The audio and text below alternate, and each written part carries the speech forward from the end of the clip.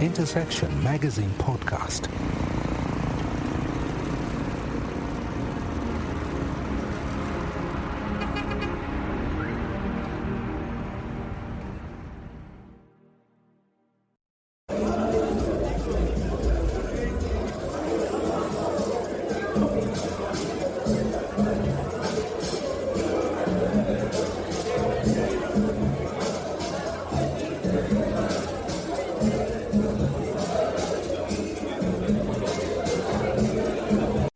Welcome to Intersection Magazine Podcast. This is actually quite a first. We're at the Blockchain DevFest, started by David Lumala. I've actually hosted David Lumala, I think, on 2 occasions. One was at his hub, and then, of course, trying to cover his events. And I think that was last year when he was introducing what he was going to cover for DevFest. I think that was version 3. So this is DevFest 4. This is, I believe, the 4th year. And we have quite a number of people here. We've got Lisk, we've got Unlock, we've got CeeLo, we've got Stellar, as well as Chapa. From what I understand, what Chapa does is they let you pay for rides using crypto. Stellar looks like what they do is they're a community. CeeLo I've worked with before, both in Kenya and in Uganda. They have both. I probably would describe them best as an ecosystem because they have CUSD, stable coin, an altcoin that allows you to trade and to pay for services. Then Lisk actually is, if I understand it right, is an application and a platform. And then, of course, there's Unlock. So what I'll do is I'll go through some conversations with each of these people, and then hopefully you guys will come up with something interesting, hopefully collaborate and maybe unite or contact them. So thank you for listening. Thank you for subscribing.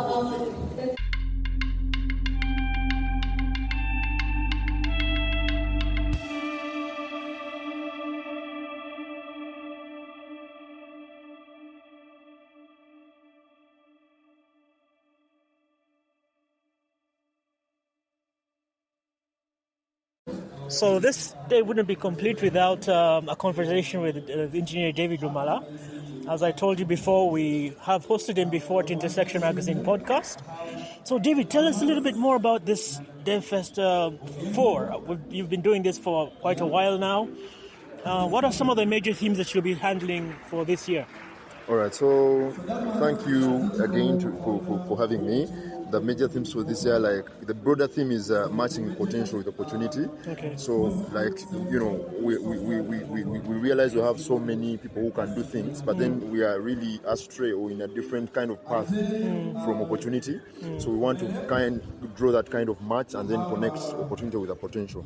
So in that regard, we have a series of sub-themes or topics that are being discussed that draw us to the broader theme. Okay. Especially now, you can hear that the next panel that is happening, jumping onto the next panel happening onto the stage. On the stage is about cyber resilience and secure system design. Oh. So in our world, especially Web3, we have very, very, very unforgiving security breaches in case one happens. The hacks, the threats, so many things. So panels like this get to open our audience's ears into the real world of what it actually has to be done to deal with things like that, different attack vectors, and then doing with aspects that even start with simple concepts like social engineering. Okay. So that is number one. Then number two, we had a panel earlier that had where there was a discussion about positioning yourself for the intersection of blockchain, artificial intelligence, IoT, and augmented reality. Okay. Very broad technologies that are defining the fourth industrial revolution. Yes. See, so in that we had people talk about the different things that you have to feature in to make sure that things like artificial intelligence don't make you outdated. Okay. So there's a panel about broader utilization of artificial intelligence, building stuff, the comfortable and meaningful way, such that you don't have to. Anyone can build anything as long as you have the will and initiative to build it. So knowing a few clicks to make, knowing a few prompts to write would make you the next kind of billionaire. Anyone can begin something now, can become a founder, can write a startup, can solve a problem. But do you know how to use tools that are available to you to actually make them meaningful, to come up with something that people can point to as a product, things like that. Sir. Oh, okay. So thank you very much. I forget, how can people get in touch with you, contact you in terms of your work with the ecosystem in general? All right, so I'm better known as Engineer David Lumala on LinkedIn. Okay. We can connect on X at Real David Lumala. Okay. And in the different developer forums, I'm always there, most probably WhatsApp and Telegram. So it's the normal face. Like once you have those, you can always reach out and then get to connect. And most importantly, I'm always in events common or similar to these. So in some way or the other, if you talk about blockchain events, I have a 65% chance that if I'm around in Uganda, I have to attend that event. Okay, thank you very much, Engineer. Thank you for your time. All right, thank you so much.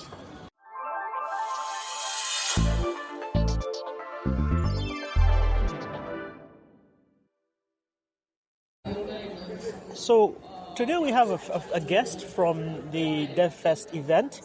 She's with an app called Chapa, which allows you to pay using crypto for rides. So tell us a little bit more about what you do, Diana. So I'm building Chapa Ride, and Chapa Ride is a decentralized platform that allows users to pay for rides using crypto. And we make sure that our drivers do not have to interact with the complicated side of Web3, so they interact with their local currency. And we are building this platform mainly for people that travel frequently. And for example, the Kenyans that have come for their fest today, they wouldn't have to convert their Kenyan shillings to Ugandan shillings for them to just get a ride from the hotel if they don't have like SIM cards. Okay. So with Chapa Ride, they will be able to get like a boda or a cab and be able to pay using crypto, so that it's easier for them, and transaction fees are really low on our platform. Okay, what do you guys support in terms of what currencies, what cryptocurrencies? Currently we're supporting Ethereum. Okay. We hope to onboard other coins, but we are deployed on something called Lisk, and Lisk supports Ethereum, so we are settling for that at the moment. Awesome. Nice to meet you. Nice to meet you. Thank you very much.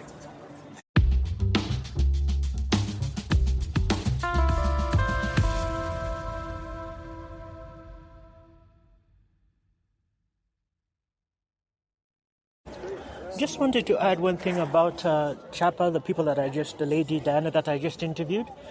I asked her offline about the option that they have, because I was concerned about infrastructure. Do they have motorcycles? How are they doing that? So what she said is what they're doing is they'll be working with predominantly events where, for example, like Eat Safari, which is usually an event that gathers people that are part of the Ethereum ecosystem. And some of these events recur. So what you do is they'll be deploying their app and make it available specifically for those events, and then use that as their first customer base. Second, she mentioned the capability or the option of using the API and making that available with already existing groups such as Uber, Safe Border, and some of the others. So that's another option that they have in terms of making generating revenue, and attracting users to the option of payments using crypto. So that's pretty awesome. So I hope you guys get to connect with them and use the applications, and maybe contact them in the future.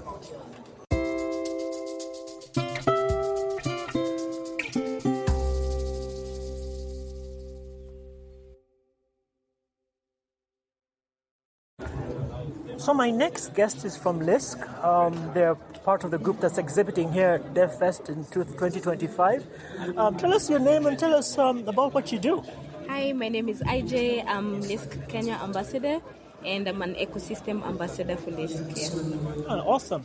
What does your product do? What services do you guys offer? So Lisk is a layer 2 built on the Ethereum, and basically we are creating a pipeline for founders, and whether you are an early stage founder or you're a seasonal founder or you're looking to build your product into the Web3 space, Lisk will help you with that. Can you clarify a little bit more about L2, layer 2? What does that involve? So a layer 2 is something built on top of Ethereum. So Ethereum is an L1, layer 1. Okay. It has security, where we built on an Ethereum because of its security, it's secure and it's decentralized. So an L2 is more like a top layer on top of the L1, the Ethereum itself. Right? Awesome. Yeah. Okay, and then what services do you offer? How can people get involved with the services you offer? Nice. So we have various incubator programs. We have two that are focused on the African ecosystem. Okay. We have the Civil Labs and we have Aya. So Aya basically has two hubs, one in Accra, Ghana, and another one in Kilifi, Kenya. Okay. So when you go there, you can build your product. If you need support, we can support you as Kenyan ambassadors. Oh, nice. Yes, you can stay there. If you want to go to the hubs, you apply, and it's totally free food. You take care of the food, but we take care of where you sleep, and you get internet, and you get to build with happy people and a happy place here. Awesome. Thank you very much for your time. How can people get in touch with you as the ambassador and then, of course, as Lisk itself? Okay, so on Twitter, my name is IJAY_JS. Okay. So I, capital I, uppercase, and then the rest it's like small case. Okay. And how you can, we have Lisk Africa, Lisk LISK_Africa, Okay. capital L, capital A. You can follow us also on Telegram. We have Lisk Africa on Telegram, where we share updates and we share what is happening in the African ecosystem. So I'm hoping to see you guys on Lisk, build on Lisk. Yeah. Thank you so much. You're welcome.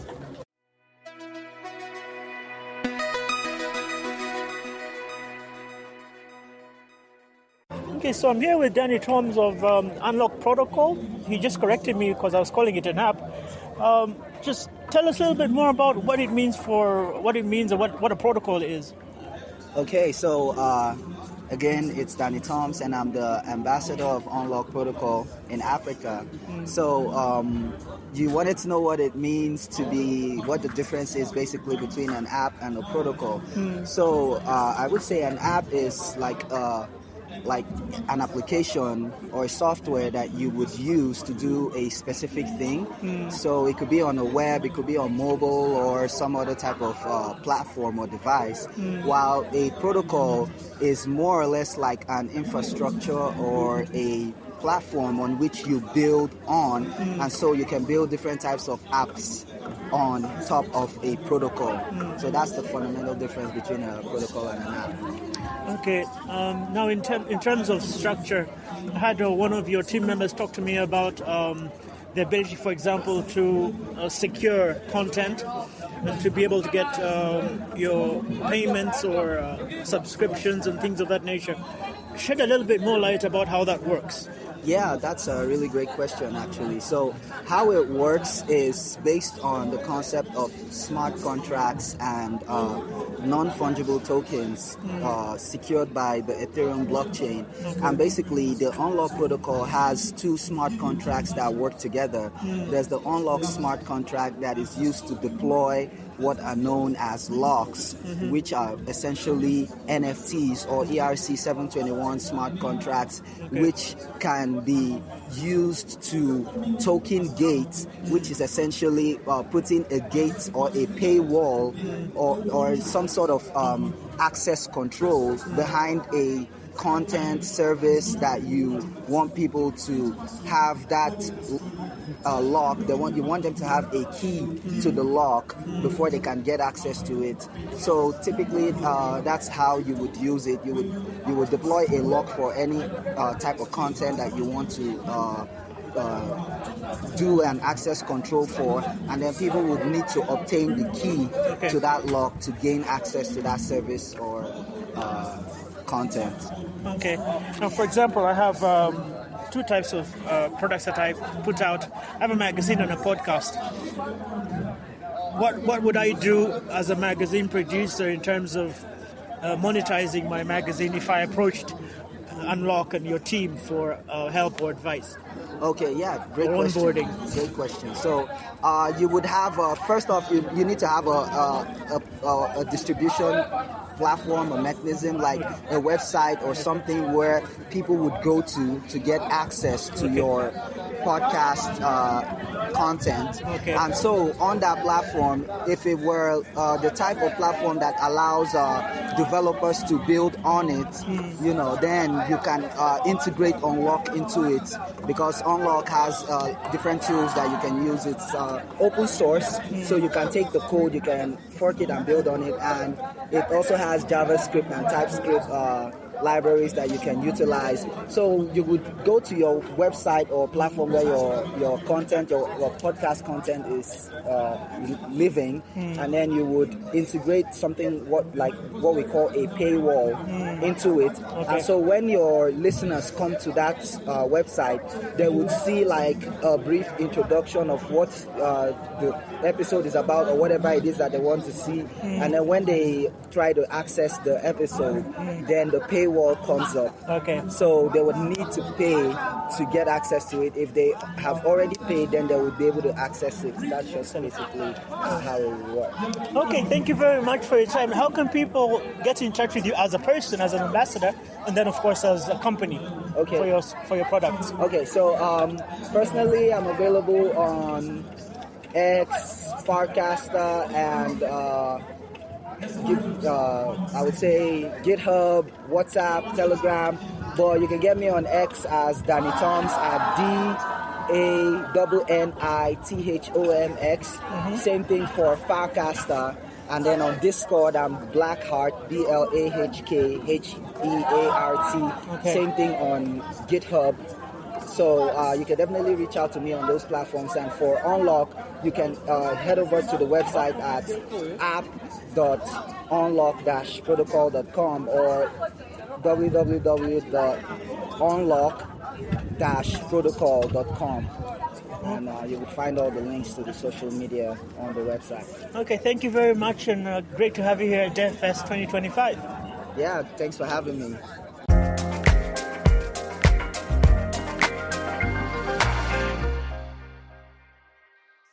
So my guest is Brisa from Silo Africa DAO. Silo, tell us about what you're doing here today at the DevFest 2025.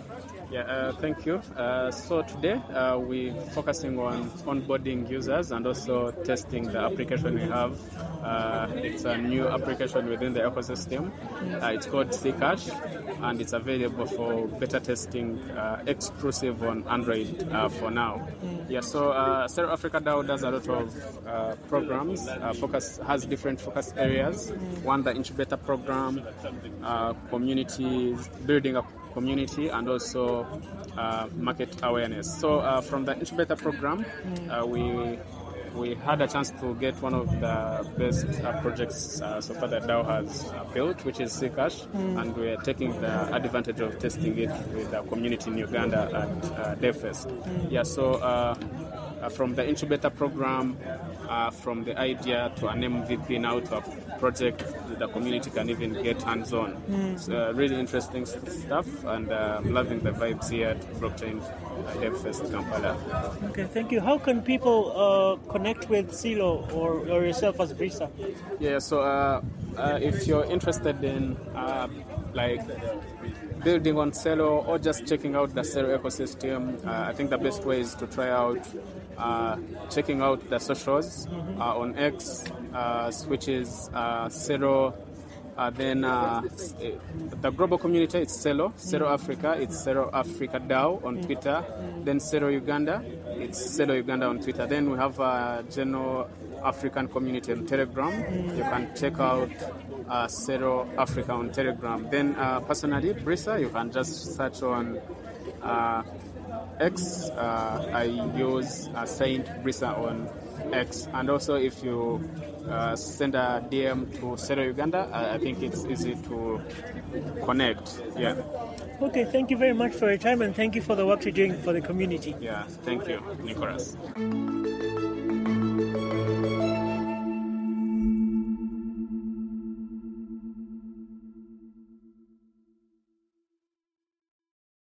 Hello, my guest today is Newton Ayebare. He's with the Stella. Newton, tell us about what you do and what you're doing today at the DevFest 2025. Hello everyone. I'm Newton Ayebare and a Stella ambassador from Uganda. So today we are introducing Stella Blockchain, which is a layer 1 project focusing on financial services. We're introducing it to the people in the conference. So far everything is going well. The good thing, we are in the breed grounds of developers. Truly there is a big developer community developing in Uganda. It's growing. So we hope to see more projects onboarding blockchain, Web3 projects, and many more. Okay, thank you. Thank you. Newton, how can people contact you on Twitter, or how can they engage with the Stella community? Yes, you can. Our Twitter handle for Stella East Africa is General Stella East Africa is at Stella East Afri. Then mine is at Ayebare Newton. Thank you. Thank you very much.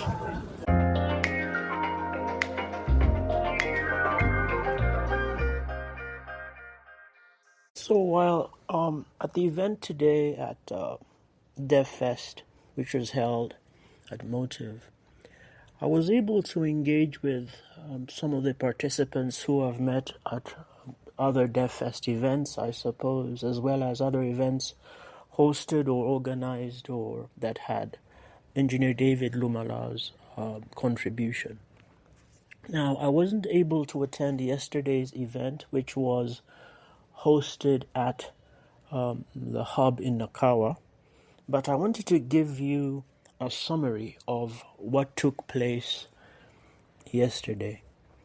If you've read or interacted with our content, both as a podcast as well as the magazine, you will notice that at some point we attempted to cover or at least shed some light as to the event space. In fact, we have attempted to participate as much as possible in some of the major events, as well as provide some kind of coverage for those of you who were either caught up in other activities and were therefore not able to attend.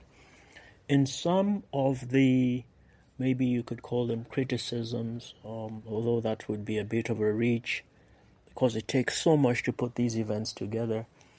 One of the things that stood out with me with DevFest events and events specifically organized by David Lumala was the technical aspects or the technical side and the depth with which these events were organized and the sense in which these events are designed to engage and to help those who are either new to the sector or to the web development space or the Web3 space or blockchain space to get engaged and to begin to make use of these tools.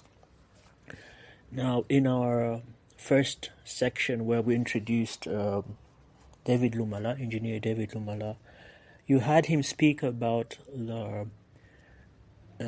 the fourth industrial revolution. So sometimes the challenge that we've had with many of these meetups and technologies is a trend appears on the horizon or on the landscape, and those of you or those of us who are attempting to engage or to read about these trends and be a part of these trends often find ourselves confused, not knowing how everything fits together. So if you listened to the interview we had with David, he talked about how, for example, artificial intelligence can work alongside machine learning, how that can work alongside the Internet of Things, how that can work alongside this whole process of decentralization and, of course, Web3. and then of course blockchain. So that is what I think is very exciting about both day 1 and day 2 of DevFest 2025. And if you go back to analyzing their past events, you will notice this sense of consistency, that they have been very practical at how you can engage with this particular tools or technologies or products or trends. So in the first mentorship session on day 1 yesterday at Nakawa, this was led by Joshua Okot, and it was titled Scalability in Web3, and the issue of course was building for the long term. So they split it into 2 parts. One was the focus, which was consideration for designing decentralized apps or protocols that scale from layer 2 solutions to optimizing smart contract gas usage. In terms of the outcomes for this part about scalability, they wanted the hackers to learn to balance MVP building and architectural foresight, as well as scaling strategies, or an introduction to scaling strategies and development tools in maybe Ethereum or Solana. Now the second section was, or the mentorship section or session was called Designing for Inclusion in a Decentralized World. This was held about between maybe 12:30 and 12:45. The focus area was building Web3 tools that serve marginalized users, whether that's women, rural communities, low-income earners. And the thought that the host of this particular session was concerned with is you have to think in terms of user experience first, and then a focus on culture and the relevance of culture and mindset. While the focus was, of course, on marginal users, the expected outcome was the teams that were part of this mentorship session were expected to think beyond just technical feasibility, but to focus on real-world inclusivity, to localize solutions and explore non-traditional user bases. The third mentorship session was by Vianney Kakoza, and it was titled Web3 as a Gateway to Borderless Opportunities. Now, as I said before, it was split into 2, the focus and then the outcome. So in terms of the focus, it was on exploring how blockchain enables creators, developers, and entrepreneurs from underserved regions to access global markets, as well as DAOs and funding. Now DAOs are just decentralized autonomous organizations. So it's a place where you can, for example, contribute your ideas and have a voting mechanism that gives each of you equal rights to vote on certain ideas, and then the one who gets the most for that particular focus area, for example, wins the project. So I've seen some of these DAOs in action. So in terms of the expectation or the expected outcome, the hackers were expected to understand how their ideas can plug into global ecosystems. For example, help them to apply for grants, fellowships, and contributing to these 2 DAOs. Now, the 4th mentorship session was held by Samuel Osiemo. It was titled Hacking Web3 Careers, and it was really dealing with the transition from contributor to founder. They split it into 2 parts, the focus area and the expected outcome. describing it as non-linear Web3 career paths from contribution to GitHub repos, attending hackathons, launching protocols or startups. And then the expectation was for hackers to gain insight into different entry points into the Web3 ecosystem. And of course, the motivation was to continue building post-hackathon events, joining communities such as AHA, HQ, Gitcoin, 8th Global, as well as local DAOs. The fifth mentorship session was titled Sustaining Web3 Projects, and this was broken down into governance, community, and long-term impact. Two areas as mentioned before, the focus area and the expectations or expected outcome. And the person who hosted this was Michael Nwachukwu. Now, for him, or for the focus area for sustaining Web3 projects, is they were exploring the idea of how hackathon projects can be turned into real-world sustainable ventures through decentralized governance, token incentives, and community building. Naturally, you will find quite a number of people who criticize the whole concept of hackathons because of the time devoted to them. But you can see how this can be an interesting area for those who are building or for those who are especially trying to learn and to apply what they're learning. In terms of outcomes, the expectation was for the teams to understand the importance of building communities around their decentralized apps or protocols, to learn the basic principles of DAO formation, token utility, design, other incentives, as well as, of course, inspiration to think about post-hackathon sustainability. Then, of course, the whole issue of engagement, contribution, and partnership. So that was day one. As I said before, you can see how much time was taken to bring together these ideas.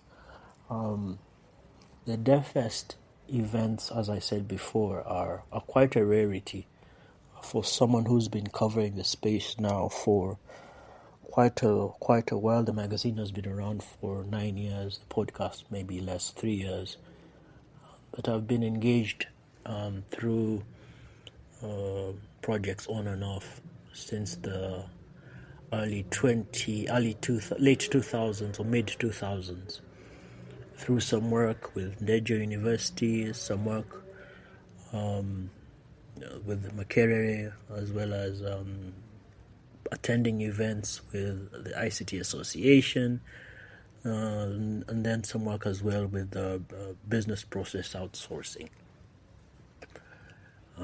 Next, I guess I will cover day 2, which is the day I actually attended.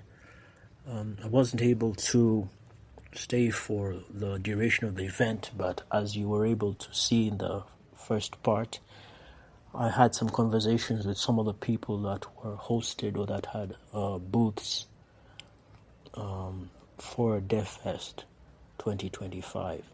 So next, we'll cover day 2.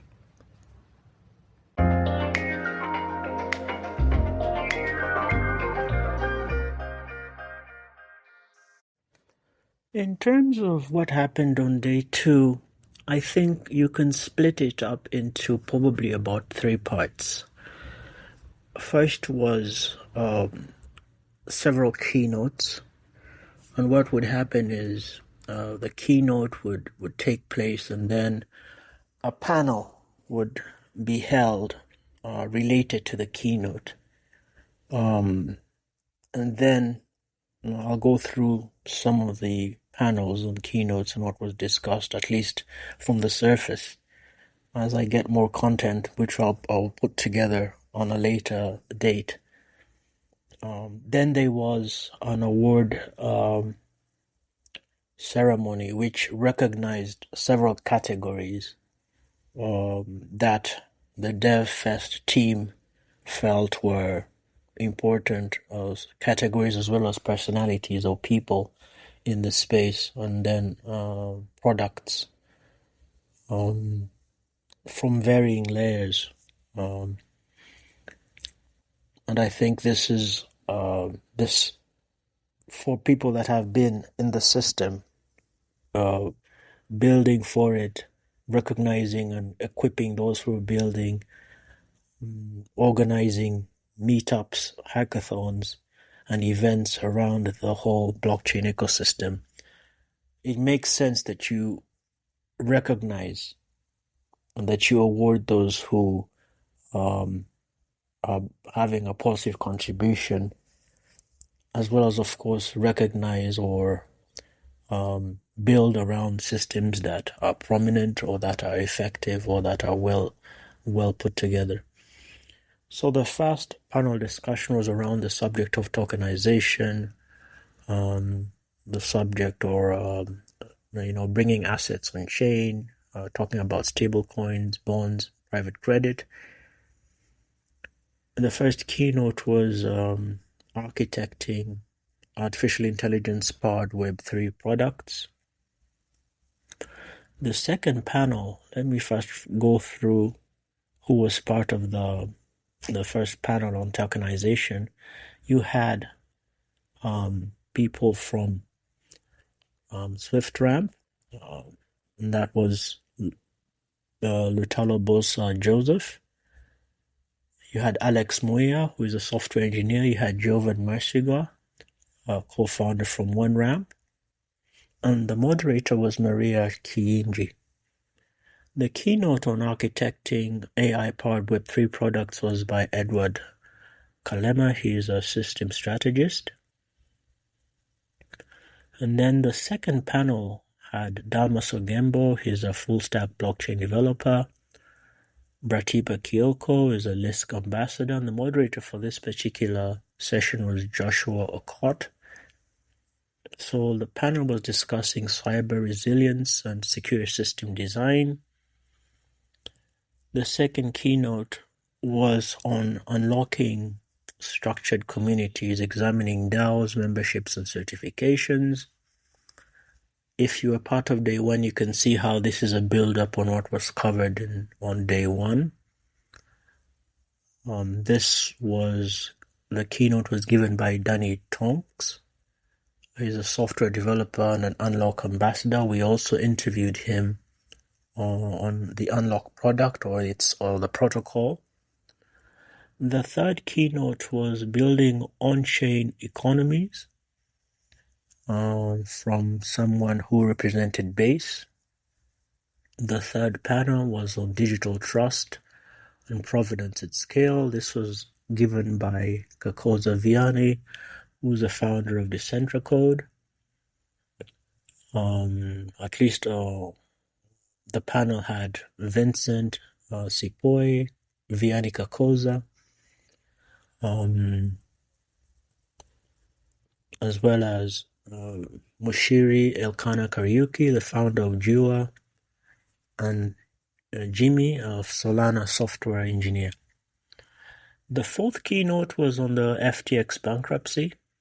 This was quite important because, as the speaker emphasizes, that these issues of regulation, you can end up finding yourself in prison. So he talked about some of the structural issues that took place when FTX had its challenges, on how they had two locations, physical locations, where the legal structures were organized around, and so this was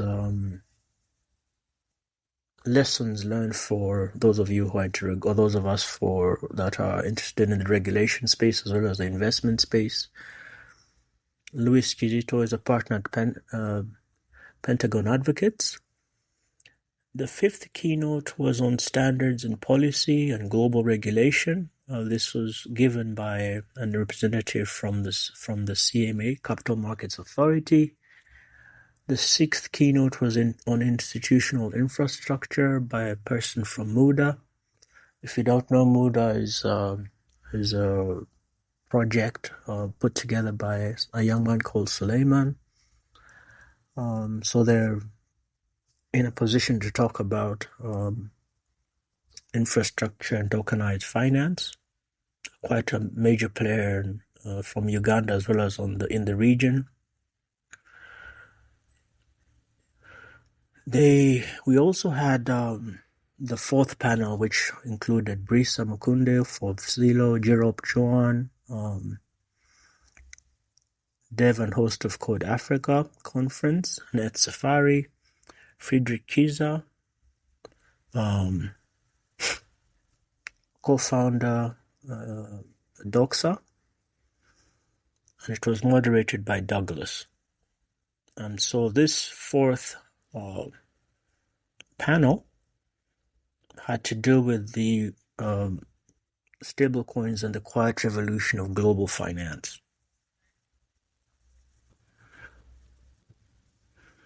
The seventh keynote was given by Agnes Namulindwa. She's part of the ICT ministry of Uganda. She leads digital initiatives. So what she was talking about was positioning yourself for the fourth industrial revolution. This was hinted upon by David Lumala, by engineer David Lumala, at the start of this conversation or this quick coverage of DevFest 2025. The eighth was given by Israel Awosika, founder of Web3 Bridge, on next generational careers, so bridging talent with the Web3 careers. Sarah Wahinya covered the flow of money using Stellar. Danny Nasasira, Gateway FM, as a tactical analyst, talked about Web3 protocol research. The fifth panel included Jemima Noella, smart contracts engineer and researcher, Sheriff Semuju, Kisejere Richard, CTO at Curly AI, and also data scientist at Policy, and was moderated by Faith Mutua. So this fifth panel was titled The Journey to an AI First Africa.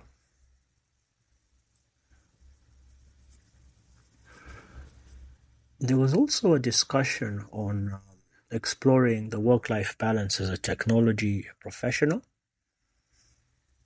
This was with Valentine Masisha and Dorcas Matthew. And then technical solutions using the kernel protocol. This was with Sheila. Now, as we mentioned before, several awards were given, and not to forget to mention Cedric Otolo and Ofoyo Angela, who are amazing MCs. So Base was recognized as the Layer 2 of the Year. Solana was recognized as Layer 1 of the Year. Ayodeji Israel Ayosika was Web3 Personality of the Year.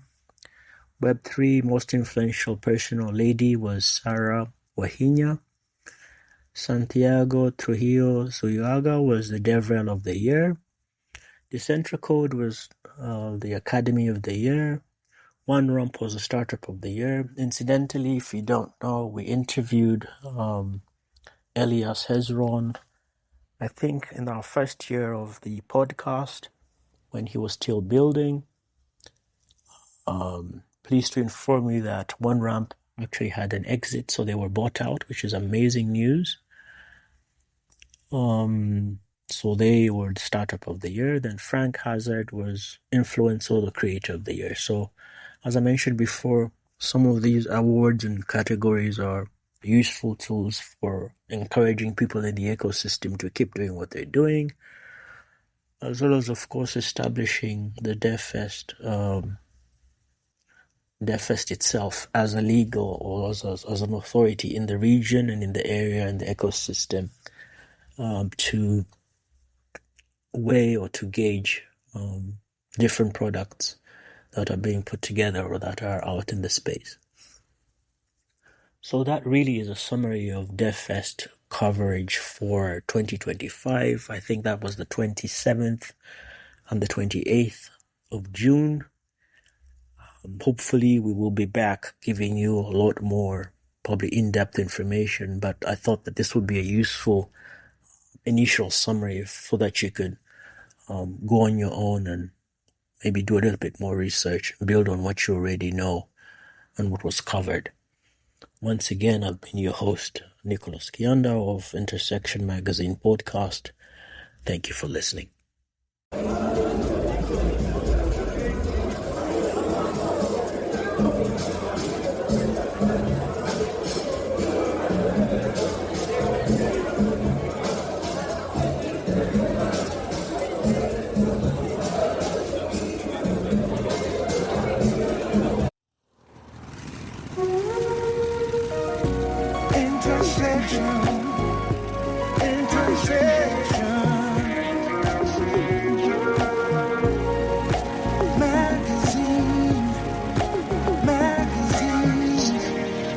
Intersection Magazine Podcast.